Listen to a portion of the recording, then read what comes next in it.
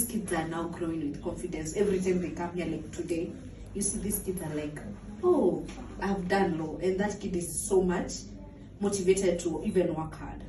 We have others here, she's doing international diplomacy, medicine. We have medicine, we have, you see, as we are going by, right. And it's all because of our work. Because she can tell you more than, I think as at now we have even more than 500 in that list. Of the education, people whom I've educated, yeah. Must be around that, but people have seen are more than 1,000, yeah. Yeah. All these people we have been seeing, yeah. But tell me, what was the impact? Not so much for her, but she'll tell you the impact. Yeah. First time you wear more glasses, what happened? Well, when I was 10 years old. Yeah.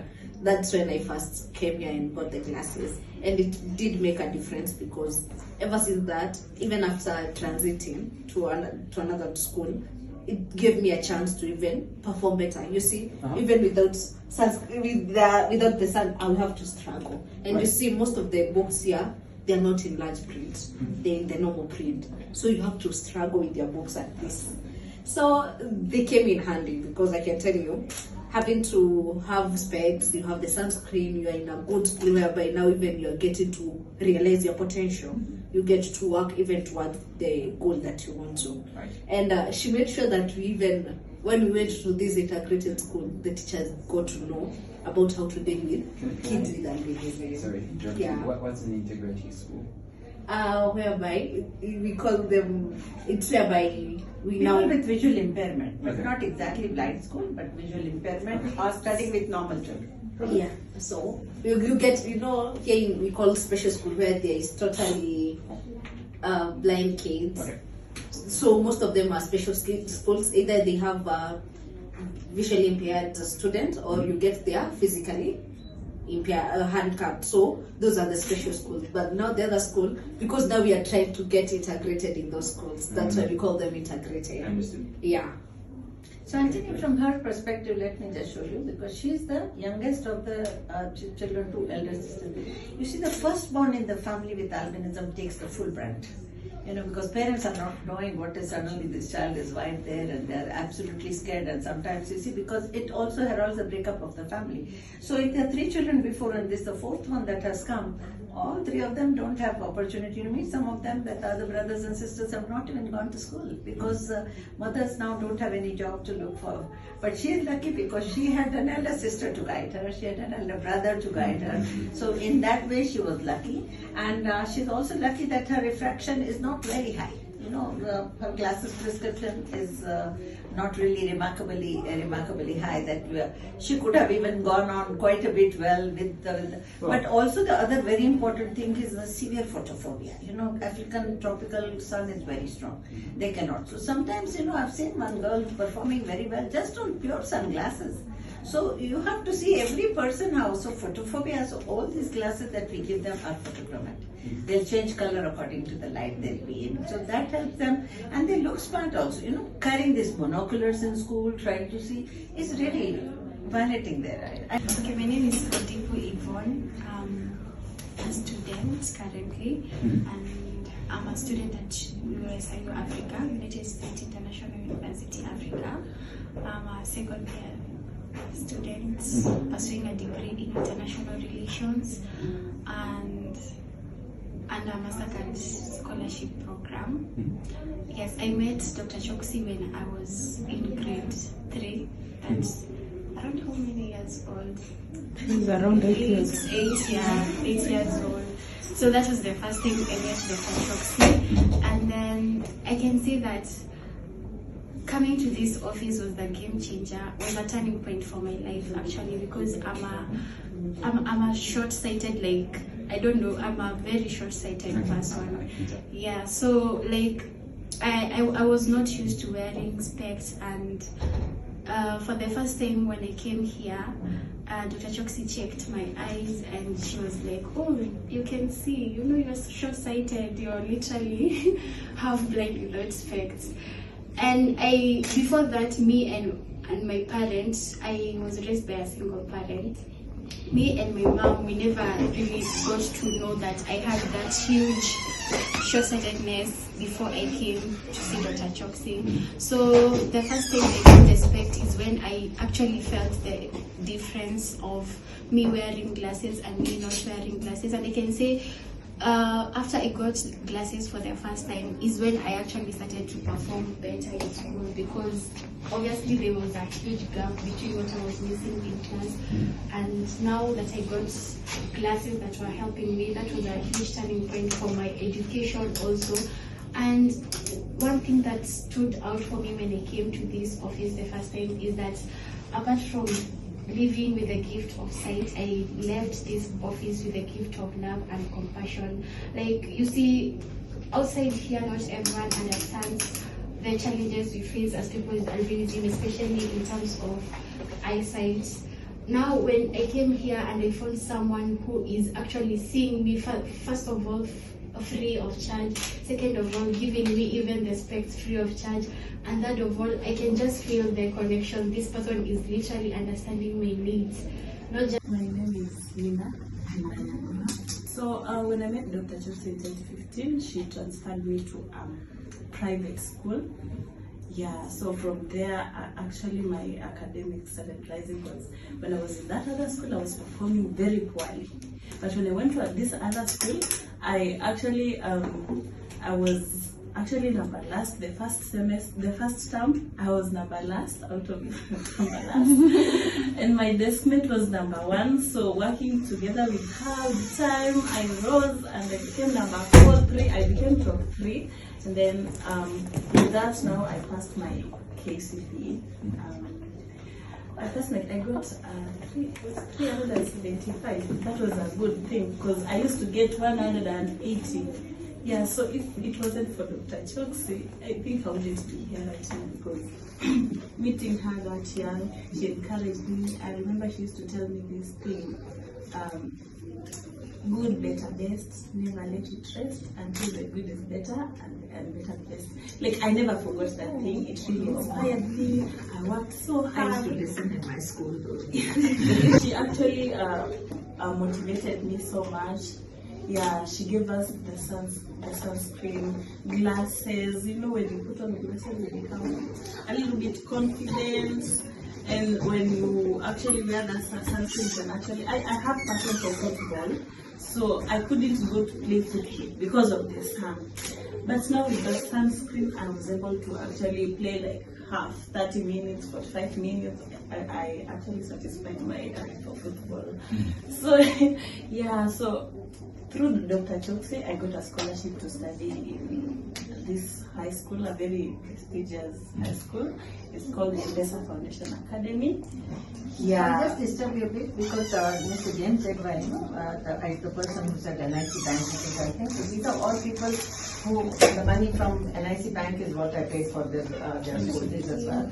So they had they have a lot of charity organizations. So one of them is M-Pesa Foundation. You know, that's a elite, absolutely elite school. I think the fees must be, I don't know, maybe 500,000 or 600 per term or something like that. So it was an elite school. But they took my children who got more than 350 marks to go to M-Pesa. I think with you were 6 of you who went like that? Yeah. I think you were also in the same group. Yeah, she's also in the same. So 6 of my children who were sponsored by Dr. Choksey Albinism Foundation for primary were taken to M-Pesa Academy for higher education. And that changed their life, really. It really, because it was now a very, what shall I say, very advanced, a very prestigious school, yeah. Right now, I'm doing another internship at NCBA Bank. The bank that supported us. The bank that supports us. And so she's actually the one who is she's actually the one who made me get to that place. And it's not because I can just go there. You know, I have those qualifications. I have everything that is required. And then now I got a chance to do my internship at NCBA. I'm actually exposed. I'm now doing all those finance-related things. And what I want to say is that I want to appreciate her so much. She has really been helping us. My name is Catherine Mwangi. I'm a 4th year international relations student. And the first time I met Mama, I think was when she was starting the foundation, literally 2008, was Yeah, it? 2007. Literally when she was starting the foundation. My story was I'm in an integrated school already. I don't think my parents knew about special schools really. So when I came here, it helped me look through the spectrum of albinism, because there are not two people with albinism who are the same. Yeah. And I was able to advocate for my friends too who have albinism, because I'm confident advocating for myself, asking for larger print, more time during exams and the like. So Mama helped me, I would say, move through the world a bit more, look through more aspects of my life, because stuff like work for me look different to someone who doesn't have albinism. Fitting in will be different. The little social interactions, people asking you the same old questions everywhere you go. So Them are very different. Yeah, everybody is different. So she also went to MPS Academy, then she's gone to university now. And imagine, there was an exam. I actually was going through a file. There was an exam where in the exam she got 400 marks out of 500 or something, and her twin brother got 275 or something like that. So she surpassed him because I paid for her, not the brother. So it was, this child has really also done extremely well. Let me just share with you a bit of my story since I met Dr.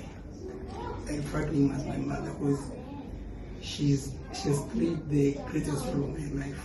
Since the year 2013, when I met her, I was in class 1, I was in grade 1. That's when I was chased out of school due to school fees. Then one of the workers in that institution had seen potential in me of learning and made an effort of coming to my village. And he made an effort of bringing me here in this office. And the first expression I received from Dr. Choksey really reflected a lot about her. The kind of love and the appreciation she gave on that man who brought me here, and the love she showed me in this office, spoke a lot about the kind of person she is. She started paying for my school fees since the year 2013 when in primary school. Supported me with the classes, together with the school fees, and at times the sunscreen. Paid my school fees from grade 1 to grade 8, in which she enabled made me perform and secure good marks, which made me join an integrated school. Since when in primary I was in a special school, that's a blind school. And she was really against that. She was advocating that I should not be in a blind school, but into an integrated school. That's when I did my KCPE and secured good marks, which made me join one of the best schools in Nairobi. That's a Queen High School. And later the year 2025, I started for my KCSE, but not yet joined the university. I'm planning on joining this year. But in between, he got an opportunity to work with one of my friends, who sells phones, because sometimes I think smartphones is also very important for these people. So he has been donating phones, we have been buying phones, so that, connectivity is there among these people as well. So he has worked for 3 months or 4 months. He has got work experience also now working in a place for selling cell phones. Yeah, my name is Evanson Kangethe. Yeah, as you can see me right now, this is a product of Mama, Dr. Choksey, and I can proudly say that. Yeah, my story began when I was young, living in the streets of Kibera. There were many cases of persons like me being sold to Tanzania, where their parts were being taken off, and my mom had to take me to a boarding school, where it was a purely blind school, Central School for the visually impaired and blind. Then when I first came to Mama for specs when I was a little kid, Mama saw my results and she was like, "This is a brilliant boy," and I feel like he is capable of even studying in a normal school, because the only difference is that his vision, and with the help of our specs, he can be able to learn in a normal school and perform even better. And she was really happy for me, and she gave me the morale, and she told me, like, you seem that you all needed the specs to continue working hard. So now it's up to you for you to work hard and even become better than whoever you are now, because there's something great in you. then from there I started working hard. I started doing everything I could, and yeah, thanks to God, my PCP came. I got an A, and she was very happy about that. And I joined a national high school where I was able to again score an A plane in my secondary education. And right now I can proudly say that I'm studying in the field that Mama is in. Mama is a doctor. Becoming a doctor. Now, I'm studying medicine. That's great. In one of the best universities. What doctor do you want to be? A single parent child. This child's journey has been so remarkable. I'm Vince Asila. I think I met Mama in around 2013. Okay. So she's been in my life for over a decade now. I was mostly raised by my grandma. So you see, what happens is as soon as the child is born with albinism, the starter generally leaves and goes away, or throws the woman out of the house. It's either one of the two. So, but unfortunately for Vince, even his mother left. So he was left with a grandmother who was actually washing clothes in people's houses and bringing him. But it was really good that I found him when he was still in standard 1. And I think that's when I took him and for his whole entire education. Yeah, his is also a very remarkable story of a little child with albinism, completely left to grandmother who had no means of supporting the family, nothing at all. Okay, my name is Beatrice. Beatrice is this girl who's grown alone in a family of 4 with albinism. Yes, I'm the only person. I'm the only kid with albinism from my family. I studied alone in primary school, high school, in college. Still, I was the only person with albinism. And I came to meet Mama in 2019 when I was joining college. I did community development and social works. That is the time I met her, and I think everything turned around. For the first time I wore glasses and I could see. In fact, I felt like it was a miracle. Remember, by then I was already 20. First time I met her, and the first time I was in glasses that could help me see. Because earlier, before, I just used to do some shades because I didn't know where to get glasses or anything. So somebody mentioned her in a meeting and she sent me to her. So I came. I had already joined college, but I didn't have school fees. But by faith I came, and by the time I was leaving this office, like my college fee was paid. Yeah, and I also got classes. I remember sometime I had a health condition that was quite a challenge to me because there before I could not talk to people about it, so I used to keep silent about it because I honestly didn't know what was happening in my body. Okay. But I was courageous enough. Now after she settled my school fees, I was like, oh, so she can listen. So I continued and I told her about my health condition, and right there, treatment started. And to date, I'm always grateful.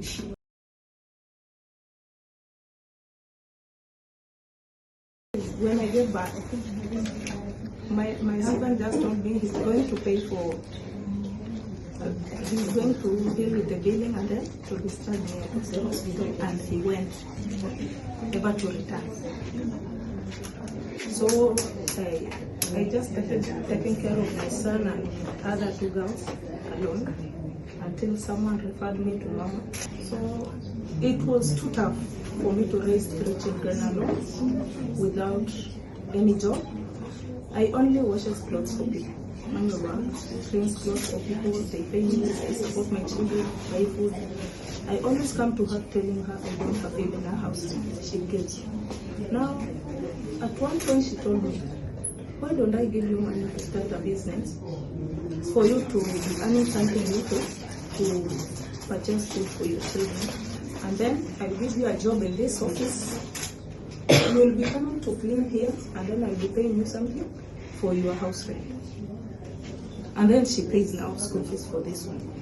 That one has made my path go smoothly because when she pays me, I pay my house rent, and then I pay school fees for those other children. And then what I earn from my business, now I can feed them. and that is how I have been surviving. My name is Jermil. I am in grade 2. I have Amimo Evanson. Ephesians 6:1 and 2, it says, "Children, obey your parents in the Lord, for this is right. Honor your father and mother, for this is the first commandment, the promise." My name is Amimo. I'm the mother to my wonderful son, Joshua. I'm a mother of 3, but I'm a single parent. So my journey started when I became pregnant for Prince. I just attended the clinics very well. So it was in 2017, in July 20th, when I got my wonderful son in Kenyatta Hospital. I was very happy to see him. I was expecting his dad the time to come and see him. So when the father came with the sisters, when they looked at Prince, wow, they were, what is this? So the sisters, the aunts, they were very annoyed, but the husband just smiled. But with me, I was very happy meeting Prince. We went for counseling in the hospital, in Kenyatta Hospital. I was told much about him. I was told to embrace him and to learn him more. So by the time I got to go outside of the hospital, when I came to my place now, where I was living with the father, so the first day, the father checked on him. The second day, you know, the time a woman gets back, you have that fatigue, yeah? So by the time I was sleeping, they used to take him and they put him on the top of the roof so that the sun can because maybe they thought the 4th or the 5th day or 1 week, he could have changed. But unfortunate. So when the father looked at him, he saw he has not changed. He started blaming me. I used to work with Indians, so they started calling me that maybe I got pregnant with a Mwangi man, something like that. So it was not that good. Within the 4th day is when the father left. They say they have not seen something like this. They planned even to kill him. It's when I ran away with my kids. It was very night. We slept in the forest with Prince. So I went back to my parents. Thank God for my parents. They embraced me. They took care of us until 2 years. It's when I came back to Nairobi to see whether I can get something to raise him for good. And he told me, we have another doctor who is very good in albinism. He's called Dr. Choksey. He embraced me. Mama went so pleased. She was very happy with Prince. And Prince also was happy with Mama. That is when Mama started the journey with Prince. Loudly, yeah? Don't tell us story, yeah, loudly. My name is Prince Joshua. My school is Ngendo Academy, and I have a point. Education, education, education. Education is a key to success. Thank you, Dr. Choksey, for paying my school fees. My name is Esther Wambui. Single mom of 3. Two without albinism, and Lilian is my last girl who has albinism. And first, when I gave birth to her, I was a bit shocked because I've never seen a child with albinism. And in our family, both sides, Hope was the only one who was born with albinism. So my worry was the society and the family. But the society wasn't a taboo. The family now, when I came home, the family was kind of, they had rejection. The other side, the family of her father, they rejected me and they incited her father to chase us away. I knew it, but I kept silent. But he did not chase us away at that point.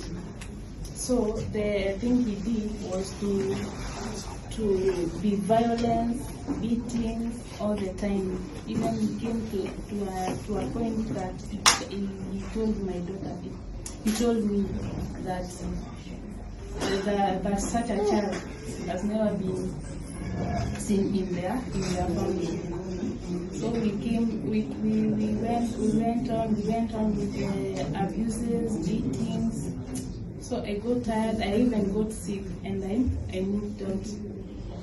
So at that time, he even stopped paying for the other school, he even stopped helping them. So we stayed like that. But a bit longer, I came across a friend, and she introduced me to Mama. That's when I came to Mama. Mama gave me an encouraging word. She embraced me, and I felt love again. And They are home, where there is darkness light. Oh, divine Master, grant that I may need so much to be consoled as the console, to be understood as the master. For it is in giving that we receive, it is in pardoning that we are pardoned, and it is in dying that we are born to eternal life. Amen. Amen.